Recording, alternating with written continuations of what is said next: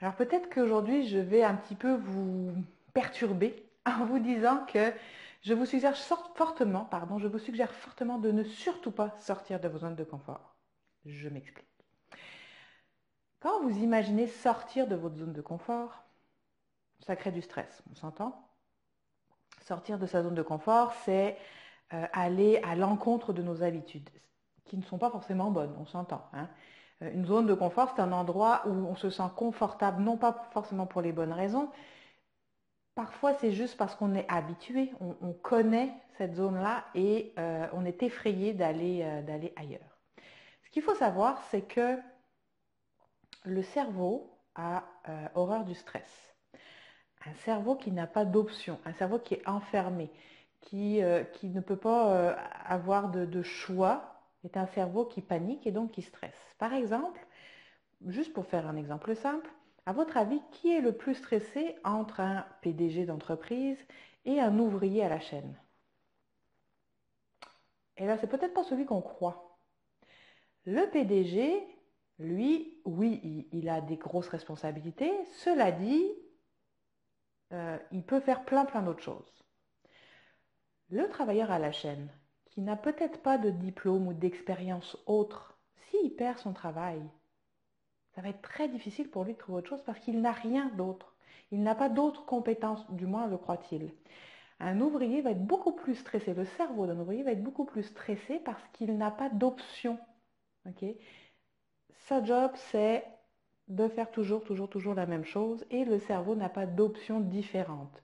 C'est ce qu'on est en train de faire dans le programme, hein, d'aller valider et de créer d'autres circuits neuronaux pour vous ouvrir ces options.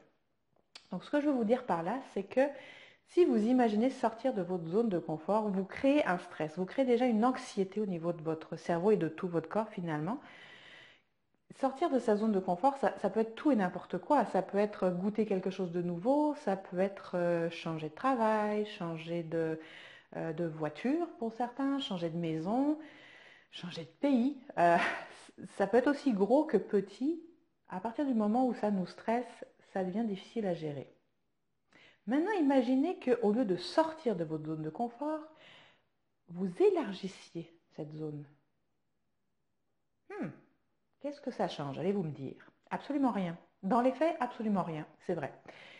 Cela dit, votre cerveau, lui, entre sortir de sa zone de confort, donc faire un grand pas, sauter, plonger, peu importe les termes qu'on emploie, se lancer dans le vide, ça c'est une expression aussi, créer du stress versus j'élargis ma zone de confort, c'est-à-dire que je repousse un peu plus mes limites.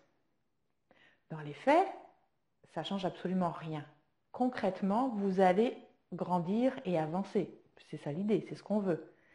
Par contre, euh, euh, au niveau de votre façon d'appréhender ce changement, c'est là que se trouve la différence.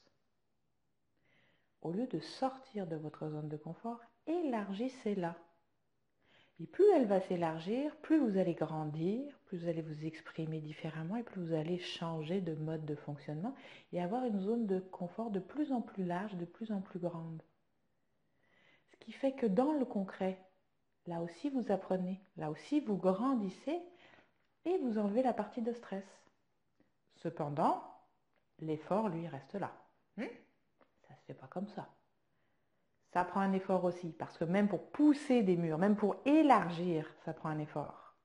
Mais c'est un effort tout à fait différent de repousser versus de briser pour sortir de sa zone de confort. Ce sont juste des mots, des symboles différents, mais on se souvient que si une image vaut 1000 mots, un symbole vaut 1000 images. Alors, bon élargissement de zone,